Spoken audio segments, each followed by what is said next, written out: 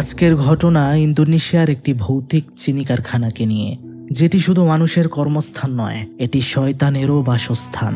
রাত যখন ৯টা তখনই সেখানে বেজে ওঠে সাবধানতার রেড অ্যালার্ম, যেটা বেজে ওঠার পর যদি ভুল করেও কোনো শ্রমিক রুম থেকে বের হয়, সেই ভুল যেন তাকে নিয়ে যায় সরাসরি মৃত্যুর দোরগোড়ায়। কিন্তু কেন? যখন ডাচ উপনিবেশিক আমল, তখন ইন্দোনেশিয়ায় এই চিনি কারখানাটি তৈরি হয়। কিন্তু হঠাৎ করেই সেখানে এমন কিছু ভৌতিক রহস্যময় ঘটনা ঘটে গিয়েছিল, যে কারণে গ্রামের আশেপাশের লোকজন এখানে কাজ করতে আসে না কখনোই। তাই রীতিমতো বছরের অনেকটা সময় এটি পরিত্যক্ত থাকে। শুধু আখের মৌসুমে অন্য শহর থেকে নতুন লোক নিয়োগ করা হয়। সেখানেই কিছু তরুণ তরুণী তাদের নিজেদের স্বপ্ন পূরণ করার জন্য এখানে কাজে গিয়েছিল। আর এরপর তাদের সাথে যা যা ভয়ানক ঘটনা ঘটেছিল তা অবশ্যই আপনাকে ভয় পাওয়াতে বাধ্য করবে। এক্সপ্লেইন করতে যাচ্ছি pure horror cinema Pretalap presence public গোলা, যেটি লোভ, ক্রোধ এবং শয়তানি ছায়ার গল্প। তার সাথে আমি আছি শুভ্র। চলুন তাহলে চলে যাওয়া যাক ভয়ানক দুনিয়ায়, যেখানে আপনারা ভয় করবে তার আগে চ্যানেলটি সাবস্ক্রাইব করে ফেলুন। সময় 2003। আমরা দেখতে পারি কিছু ছেলে মেয়েকে, যারা ট্রাকে করে তাদের স্বপ্ন পূরণের দিকেই যাচ্ছে। চলুন গল্পের মূল ক্যারেক্টারদের সাথে পরিচিত হওয়া যাক। এটা হচ্ছে ন্যানিং, এটা অ্যান্ডা, এটা হচ্ছে ফাদিল, আর এটা হচ্ছে দি, এটা ফ্র্যাঙ্কি, আর এটা হচ্ছে হেন্দ্রা, আর এই হচ্ছে ওয়াতি, যে কিনা হেন্দ্রার হবু বউ। তারা সবাই যাচ্ছে সেই চিনি কারখানাতে চাকরি করার উদ্দেশ্যে। এখানে ফ্র্যাঙ্কি ন্যানিংকে অনেক পছন্দ করত। সে বলছিল, রাস্তা অনেক দূরের, তোমার যদি ঘুম পায় তাহলে তুমি আমার কাঁধে মাথা রেখে ঘুমিয়ে পড়তে পারো। সেখানে দি এটা নিয়ে মশকরা করছিল। সে বলছিল, অবশ্যই, তুমি এই অফারটা কখনোই মিস করো না ন্যানিং। ফ্র্যাঙ্কি কোনো মূর্তির চাইতে কম কিছু নয়, তোমারই আরাম হবে। সেখানে সবাই বেশ মজা করছিল। সবাই তখন আল্লাহ তাআলার কাছে দোয়া করতে থাকে যেন তাদের এই কাজ সফল হয় এবং ভালো কিছু যেন করতে পারে। যেতে যেতে সবাই ঘুমিয়ে পড়ে। এদিকে আমরা দেখতে পারি ফ্র্যাঙ্কের কাঁধে ঘুমিয়ে রয়েছে দি। এটা সে যখন দেখতে পায় অনেক রেগে যায়, বলছিল, তুমি সরে যাও এখান থেকে, তোমার মুখ থেকে দুর্গন্ধ বের হচ্ছে। সবাই তখন ঘুম থেকে উঠে পড়ে আর দেখতে পারে তারা প্রায় কারখানার কাছেই পৌঁছে গিয়েছে।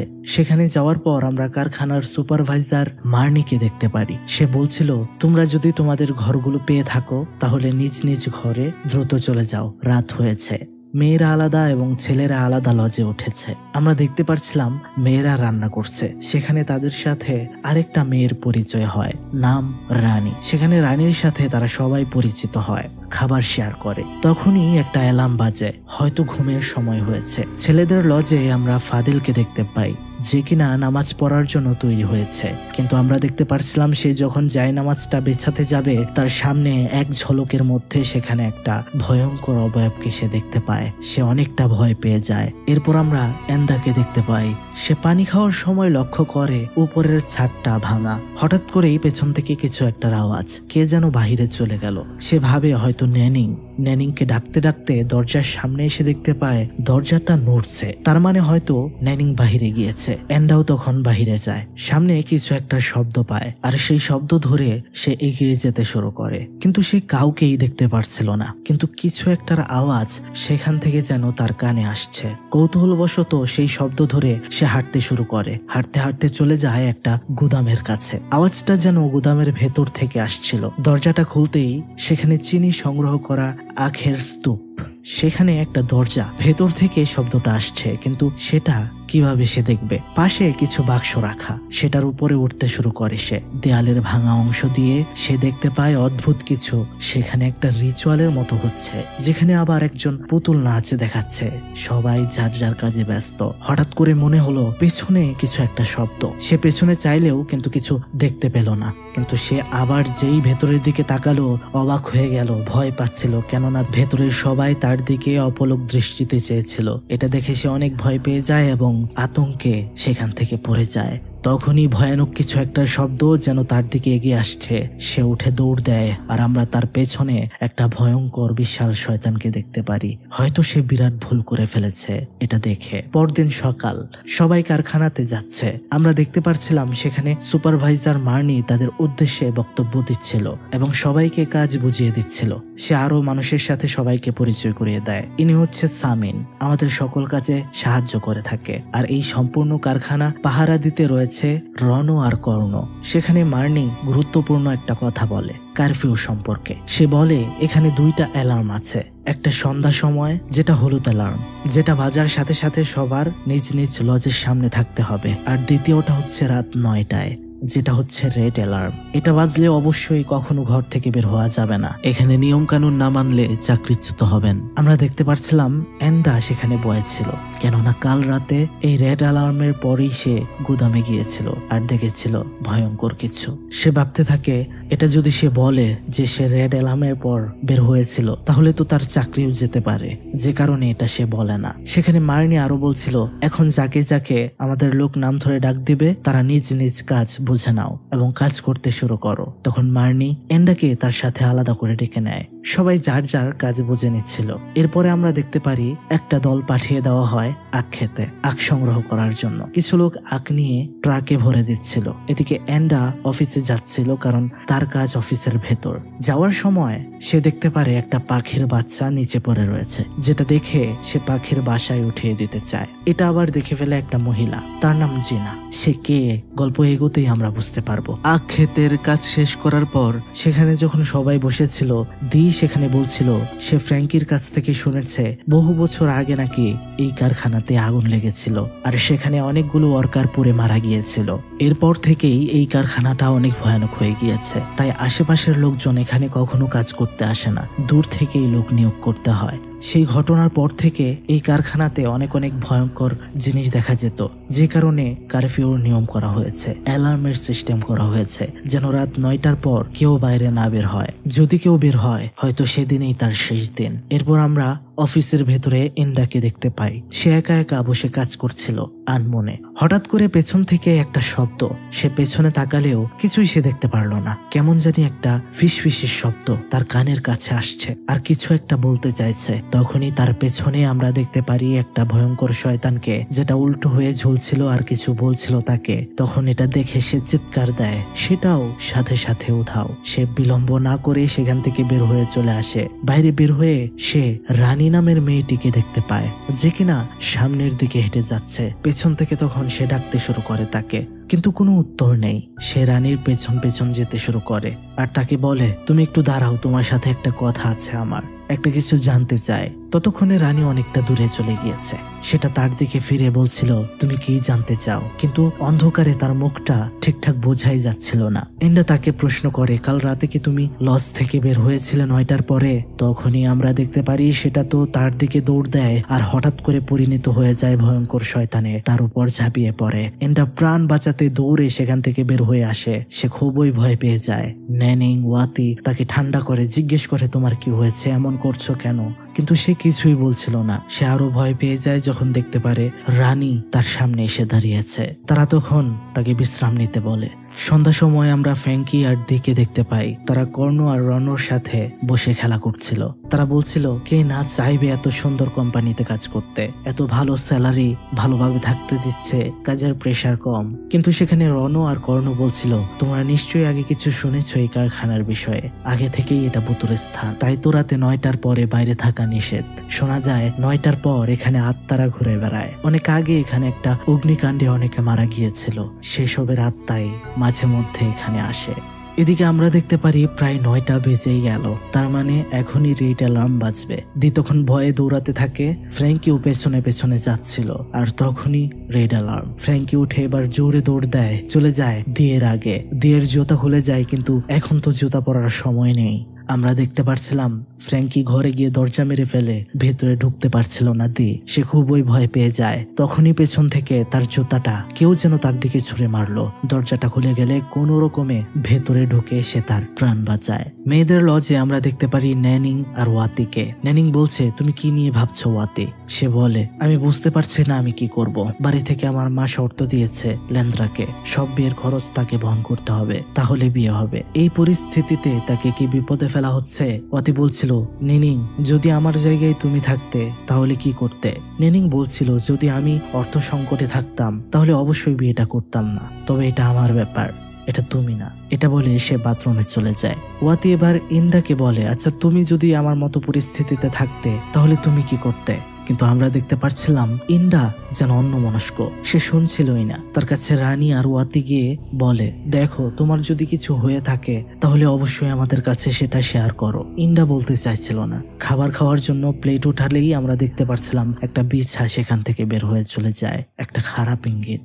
এটা দেখে তারা খুবই ভয় পেয়ে যায়। এরপরে আমরা ন্যানিংকে দেখতে পারি যে কিনা বাথরুম করছিল। হঠাৎ করে এই লাইটটা নিভু নিভু করছে, তখনই লাইটটা আবার চলেও যায়। সে কোনো রকমে নিজেকে পরিষ্কার করে ওঠার সময় আমরা দেখতে পাচ্ছিলাম তার পেছনেই রয়েছে অনেক অনেক মানুষ, কিন্তু তাদের অবয়ব স্বাভাবিক ছিল না, অন্যরকম।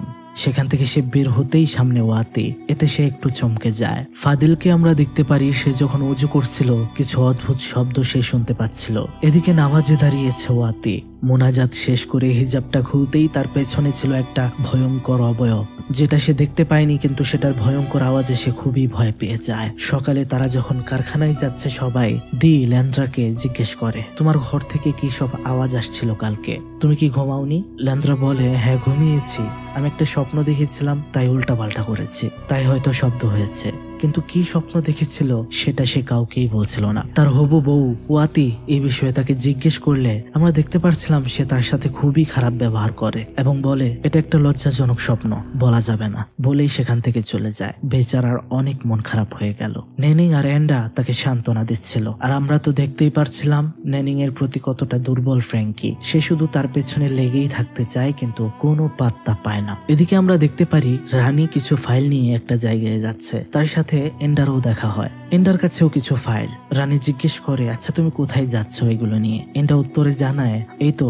ক্রেন স্টেশনে যেতে হবে, আর যেখানে ওজন দেওয়া হয় সেখানে এগুলো নিয়ে দিতে হবে। রানী বলে, আচ্ছা আমি ওজন মাপার জায়গায় যাচ্ছি, তাহলে তুমি ফাইলগুলো আমাকে দিয়ে দাও, আমি তোমাকে সাহায্য করি।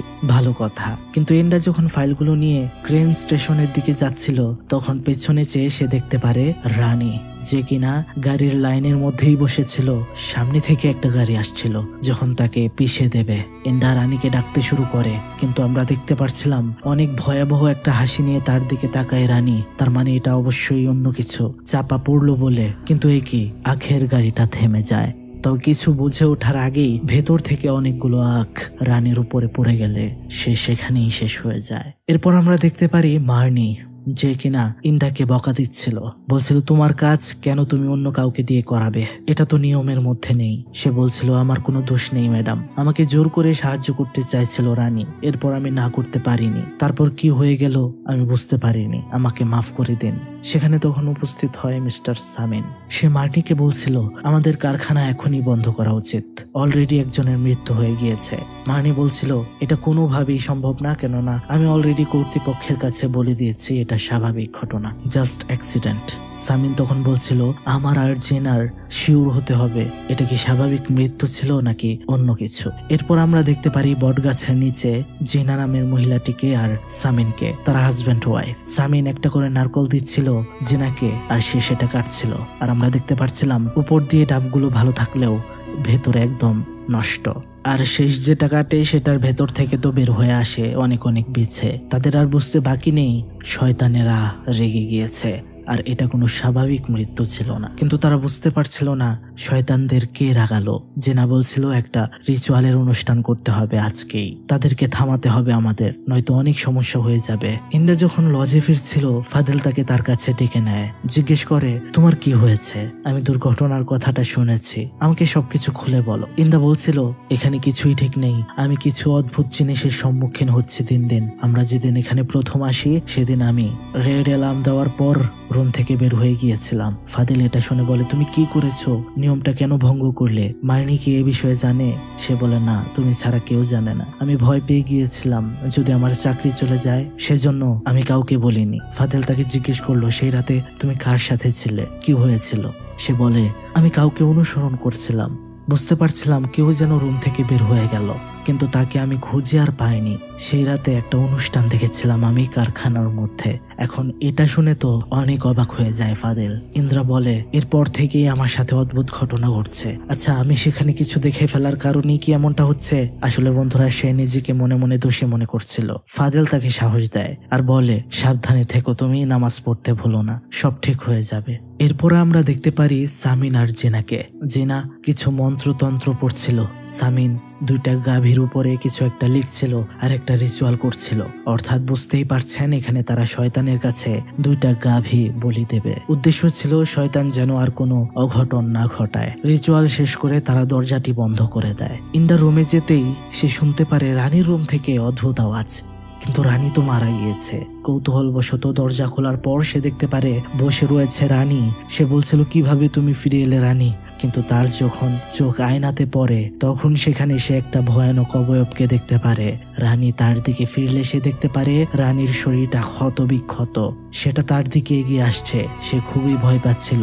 আয়নার দিকে আবারও ফিরতেই সেখান থেকে একটা ভয়ঙ্কর শয়তান তার উপরে আছড়ে পড়ে। সে চিৎকার দেয়, চিৎকার শুনে সেখানে ন্যানিং আর ওয়াতি চলে আসে। সে খুবই আতঙ্কিত ছিল। ওদিকে 9টা বাজতে চললো, কিন্তু ছেলেদের খাবার পাঠানো হয়নি। বলে রাখা ভালো, মেয়েরাই ছেলেদের খাবার রান্না করে এবং দিয়ে আসে। প্রতিদিন ওয়াতি খাবার নিয়ে যায়। আজ নেনিং বলল সে খাবার নিয়ে যাবে। দরজা ধাক্কার আওয়াজে ফ্র্যাঙ্কি গিয়ে দরজাটা খুলে দেখতে পায় নেনিং এসেছে। সে খুবই খুশি হয়ে যায়, যেন সে আকাশ থেকে পড়লো। তার মনে হয় খাবারটা তার জন্য ভালোবেসে এনেছে নেনিং।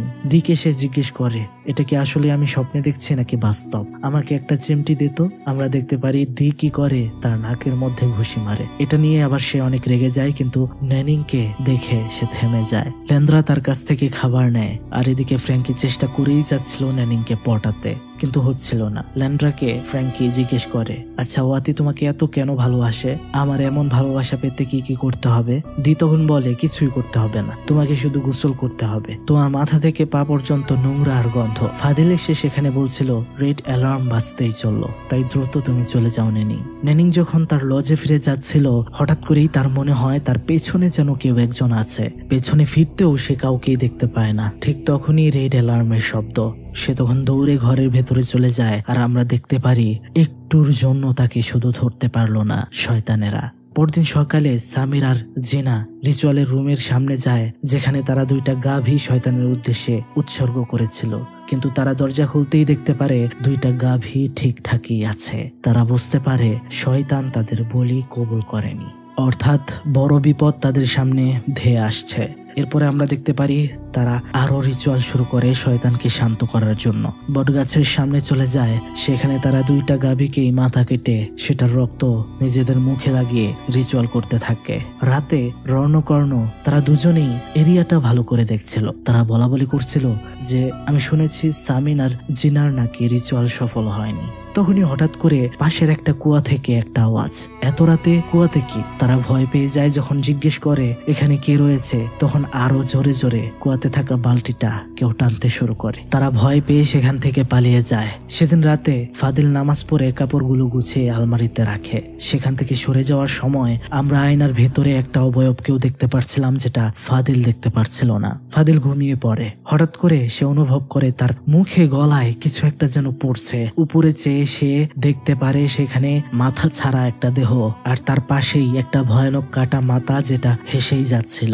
সকাল হয়ে গিয়েছে। আসলে এটা একটা স্বপ্ন ছিল তার। কাজে যেতেও তার দেরি হয়েছে। সে দৌড়াতে শুরু করে কারখানায় যেতে যেতে সে দেখতে পারে সুপারভাইজার সহ সামিন, জিনা, রণকর্ণ তারা কোথাও একটা দৌড়ে যাচ্ছে। সেও পেছন পেছন যায়। তারা একটা কুয়ার সামনে গিয়েছে, যেটা রণকর্ণ কালকে রাতে দেখেছিল।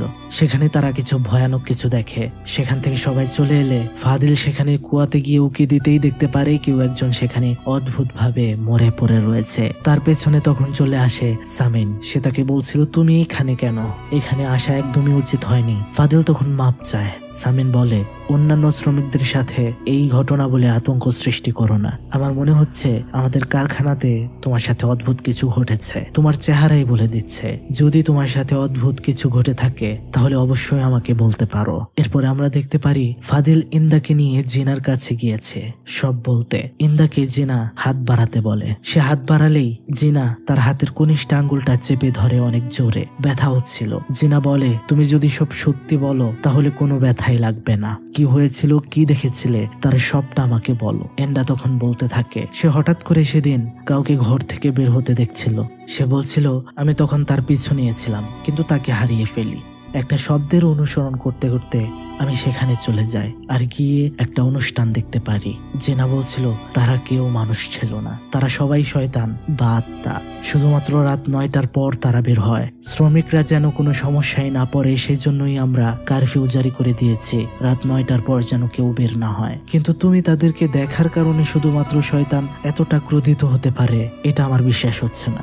নিশ্চয়ই আরো কেউ এখানে বড় কিছু লঙ্ঘন করেছে। সামিন ফাদিলকে বলে, তুমি আমাকে একটা স্বপ্নের কথা বলেছিলে, তোমার সেটা বলো। জিনা তখন তাকে বলে, দেখো কিছু মানুষের স্বপ্ন শুধু স্বপ্ন নয়, অনেক কিছুরই ইঙ্গিত।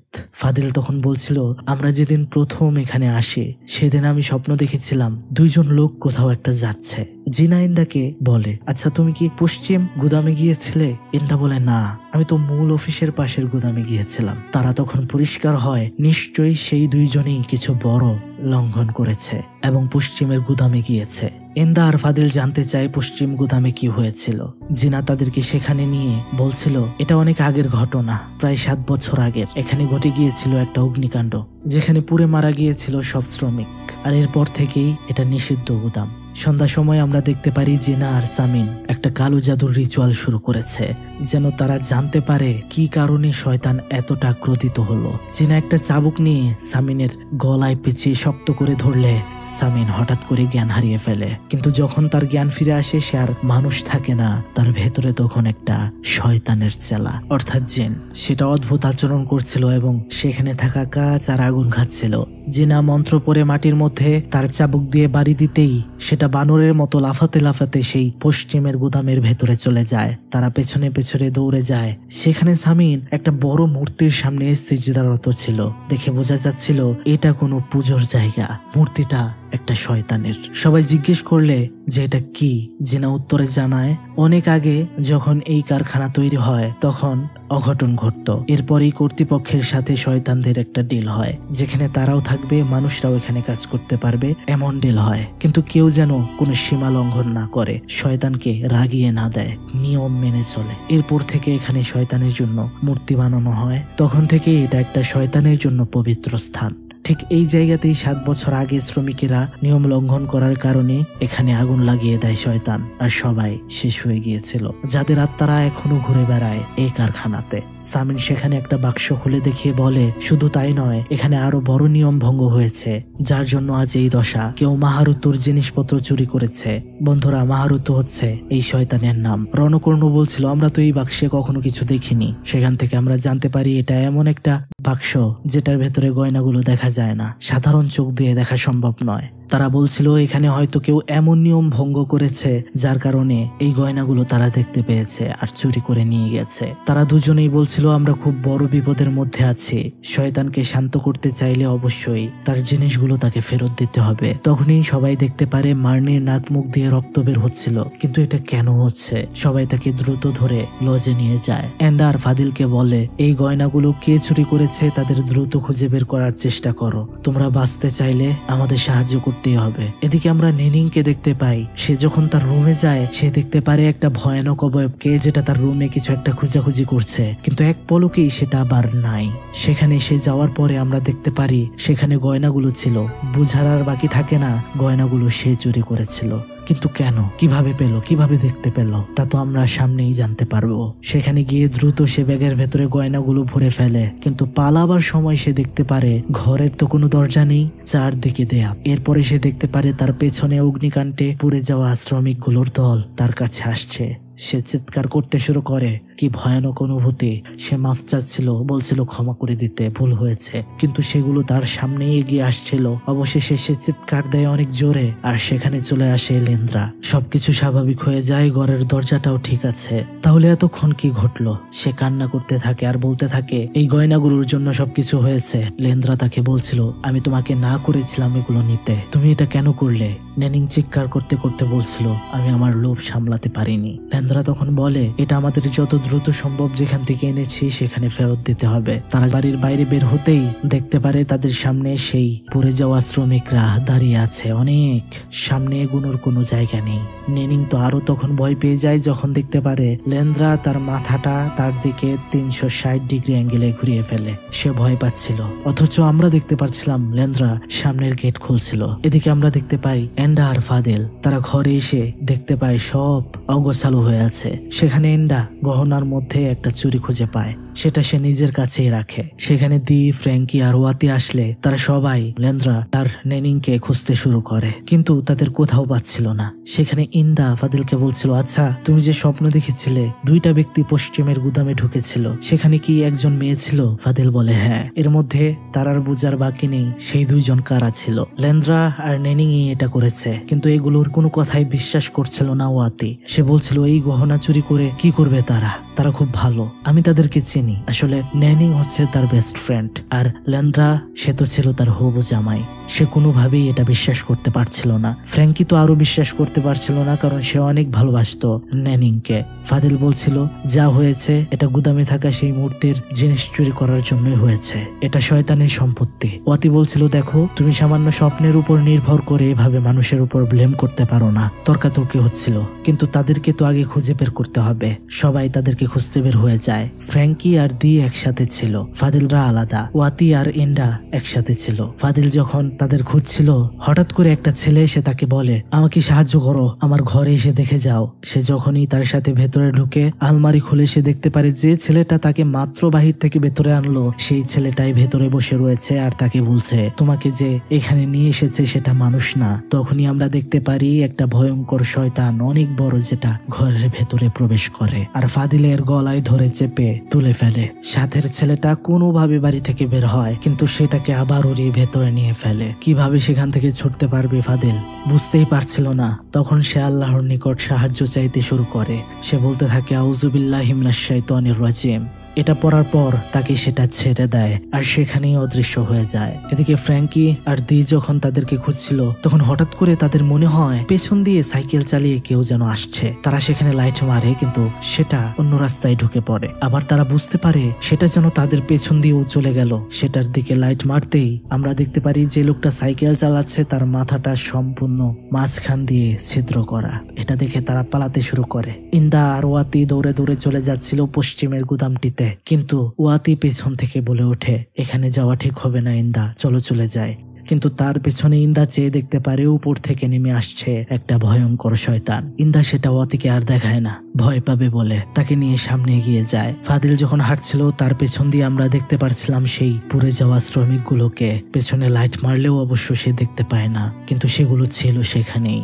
দি আর ফ্র্যাঙ্কি যখন ভয়ে দৌড়াচ্ছিল তখন হঠাৎ করে তারা দেখতে পারে তাদের সামনে একটা মহিলা শয়তান কি ভয়ানক ভাবে দাঁড়িয়ে রয়েছে উল্টো হয়ে। তারা সেই রাস্তা ছেড়ে অন্য রাস্তা দিয়ে দৌড়াতে শুরু করে, কিন্তু না, সামনে সেটা আবারও চলে আসে।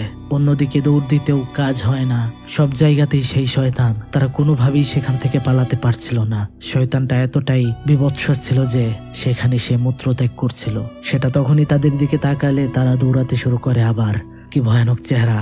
দৌড়াতে গিয়ে ধাক্কা লেগে যায় ফাদিলের সাথে, আর তখনই আমরা দেখতে পারি রেড অ্যালার্ম বেজে ওঠে। আমরা এদিকে দেখতে পারি নেনিং আর লেন্দ্রা রনো আর কর্ণর কাছে গিয়েছে আর অনুমতি চাচ্ছে পশ্চিমের গোদামে ঢোকার। তারা নিজেদের মধ্যে বলতে থাকে তাহলে কি তারা দুইজনেই চুরি করেছিল মাহারুতুর গয়না?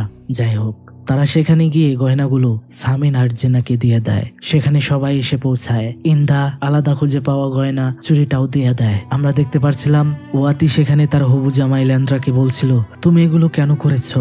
আমার মায়ের আবদার রাখতে বিয়ের রিসেপশনের কথা ভুলে যাও তুমি, কেন এত জঘন্যতম কাজ করলে তুমি? কিন্তু জিনা সেখানে একটা কথা বলছিল তোমাদের কিভাবে চোখে পড়েছে এই গয়নাগুলো? এগুলো তো সাধারণ চোখে দেখা সম্ভব না। তারপরে আসল ঘটনা বলতে শুরু করে নেনিং।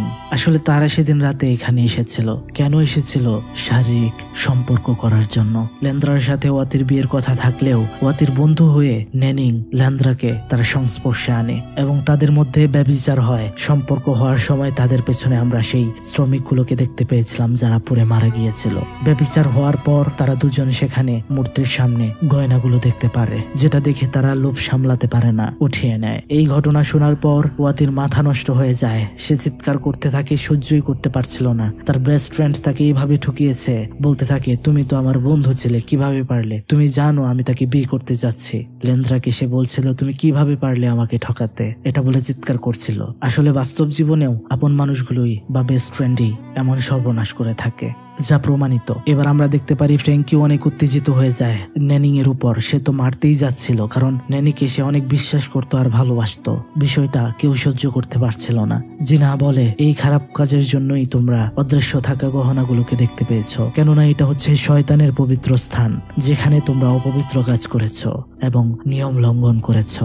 তোমরা এখানে পাপ করেছো। ফাদিল বলছিল ব্যভিচার হচ্ছে শয়তানের প্রিয় পাপ, এটি আরো অন্যান্য পাপের দরজা খুলে দেয়। সেখানে ইন্ডা বলছিল আর আমি ভেবেছিলাম আমার জন্য এত কিছু হচ্ছে। আমরা দেখতে পাচ্ছিলাম তারা কেউ দুজনকে ক্ষমা করছিল না। ওয়াতি সহ্য করতে না পেরে বাহিরে চলে যায়। লেন্দ্রা নিজেই নিজেকে চড়াতে থাকে। বাইরে গিয়ে বসে একাই কাঁদছিল ওয়াতি। ঠিক তখনই আমরা দেখতে পারি সেজন্য একটু ঝুঁকে গেল আর সে তখনই উপরের দিকে উঠতে শুরু করে। অনেকটা উপরে গিয়ে সে উপরের দিকে চাইতেই আমরা দেখতে পারি চোখগুলো একদম ভয়ানক হয়ে গিয়েছে, অর্থাৎ তার শরীরের ভেতর এখন শয়তান, যেটা ভয়ানক ভাবে হাসছিল।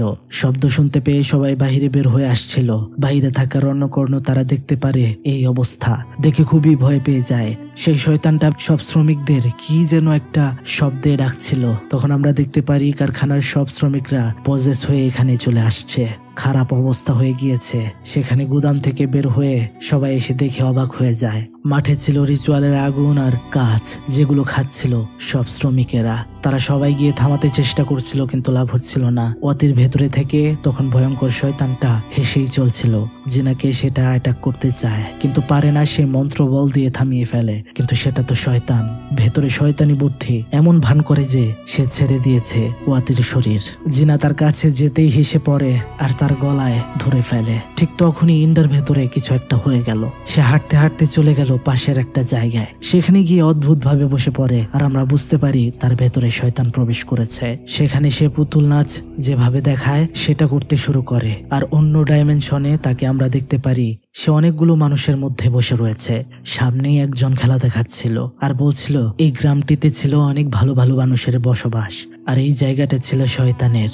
মানুষ এখানে এসে ব্যভিচার করতে শুরু করে, যেটা শয়তানের একদমই পছন্দ হয় না। এরপরেই ঘটনা ঘটতে শুরু করে। সে পাশে চেয়ে দেখতে পারে পালকি নিয়ে কিছু মানুষ কোথাও একটা যাচ্ছে। পালকিতে রয়েছে নতুন দম্পতি, কিন্তু কোথায় যাচ্ছে পালকিটা নিয়ে? তারা আখ ক্ষেতের মাঝখান দিয়ে কোথাও নিয়ে যাচ্ছিল। পেছন পেছন এন্ডাও যায়, কিন্তু গিয়ে যা দেখতে পারে সেটা দেখার পর সাধারণ মানুষের মাথা ঠিক থাকার কথা নয়। রিচুয়াল করার মাধ্যমে জ্যান্ত দুজন মানুষকে, নতুন দম্পতিকে গর্তের ভেতরে চিন্তা কবর দিয়ে দেওয়া হয়। কিন্তু এটা কেন হলো? এটা দেখার পর তার জ্ঞান ফিরে আসে। ওয়াতির ভেতর থেকেও শয়তানটা চলে গেলে শ্রমিকরাও ঠিক হয়ে যায়। এটা ছিল হয়তো শয়তানের একটা মেসেজ।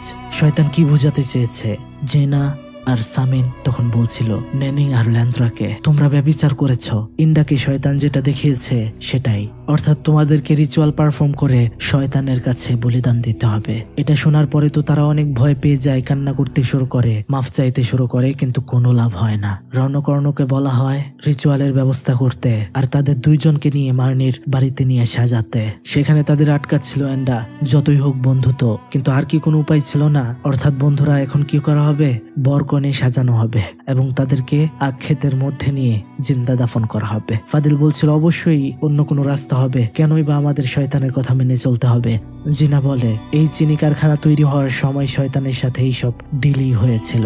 যখন এখানে দুজন প্রথমে অপকর্ম করেছিল তাদেরকেও এইভাবেই বলিদান দেওয়া হয়েছিল শয়তানের কাছে। যদি না দেওয়া হয় তাহলে আমরা কেউ বাঁচতে পারবো না এখানে। আর যেটার নাম দেওয়া হয়েছে আখের বিয়ের আচার, কিছু করার নেই, এটা পালন করতেই হবে। এদিকে আমরা দেখতে পারি জিনা আর সামিন তারা রিচুয়াল করা শুরু করে। শয়তানের একটা চেলা যেটা জিনার ভেতরে প্রবেশ করে এবং প্রথমে একটা গোরাকে বলি দেয় এই অনুষ্ঠানের নিয়মের জন্য।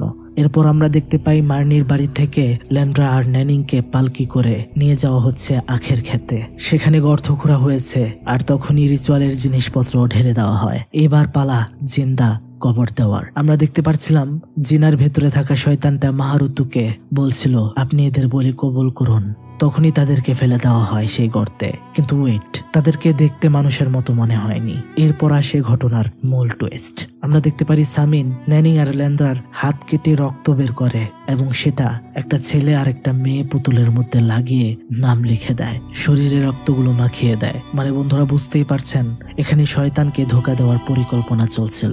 শয়তানকে এখানে মনে করাচ্ছিল যে আসলেই মানুষকে বলে দেওয়া হচ্ছে, কিন্তু সেখানে তো কাঠের পুতুল ছিল। তাদেরকে বসিয়ে দুজনের পাশ দিয়ে লবণ দেওয়া হয় যেন শয়তানি কোনো শক্তি ভেতরে তাদের প্রবেশ করতে না পারে।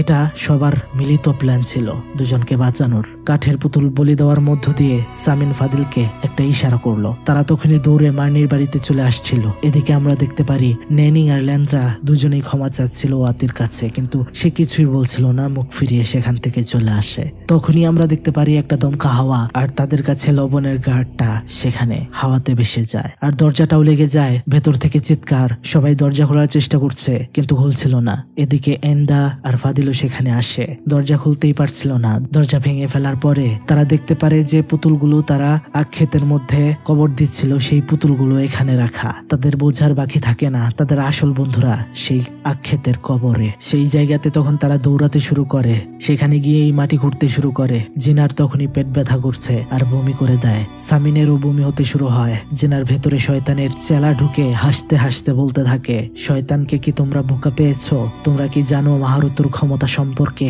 এখন তো নিজেরাই ধোকা খেলে। এটা বলে হাসতে থাকে, বলতে থাকে হায় রে মানুষের নোংরা কৌশল। এটা বলে হাসছিল। তারপরে আমরা দেখতে পারি মাটি খুঁড়তে খুঁড়তে তারা তাদের বন্ধু বান্ধবীকে মৃত অবস্থায় খুঁজে পায়। অর্থাৎ যা হওয়ার তা হয়ে গিয়েছে। অপকর্ম করার কারণে শয়তান তার কাছে তাদের বলি নিয়ে নিয়েছে। কিন্তু শেষে তারা খুবই ব্যথিত ছিল, খুব কষ্ট করেছিল তারা, কারণ সবাই চেষ্টা করেছিল দুজনকে বাঁচাতে কিন্তু পারেনি। ঘটনার শেষে আমরা দেখতে পারি তারা সবাই যখন মন খারাপ করে বাড়িতে ফেরত যাচ্ছিল, খুবই ক্লান্ত, ঘুমাচ্ছিল। ফাদিলের ঘুম ভাঙলে সে একটা ভয়ঙ্কর শয়তানের অবয়বকে ইন্ডার পেছনে দেখতে পায়। এরপর আমরা দেখতে পারি সেই কারখানাতে সিমান আর জিনাকে, যারা রিচুয়ালের রুমে প্রবেশ করে দেখতে পারে যে গাবিগুলো তারা বলি করেছিল শয়তানের কাছে সেগুলো আবার অক্ষত অবস্থায় ফিরে এসেছে। তারা বুঝে যায় শয়তান থামেনি। তখনই দরজাটা বন্ধ হয়ে যায় আর অন্ধকার থেকে বের হয়ে আসে সেই ভয়ঙ্কর বিরাট শয়তান। আর এরপর কি হয় তা তো আমাদেরকে দেখানো হয় না। হয়তো মুভির সিকুয়াল অবশ্যই আসবে, আসলে অবশ্যই পেয়ে যাবেন প্রেতালাপে। তো বন্ধুরা আশা করছি ঘটনাটি বুঝতে আপনাদের কোনো সমস্যা হয়নি। ভালো লাগলে অবশ্যই লাইক, কমেন্ট, শেয়ার এবং সাবস্ক্রাইব করতে ভুলবেন না, কেননা একটা ভিডিও তৈরি করতে ভালো পরিশ্রম হয়। তো বন্ধুরা আজকের মতো বিদায় নিচ্ছি, দেখা হচ্ছে নেক্সট এপিসোডে। ভালো থাকবেন সবাই, ভালো রাখবেন সবাইকে। আল্লাহ হাফেজ, আসসালামু আলাইকুম।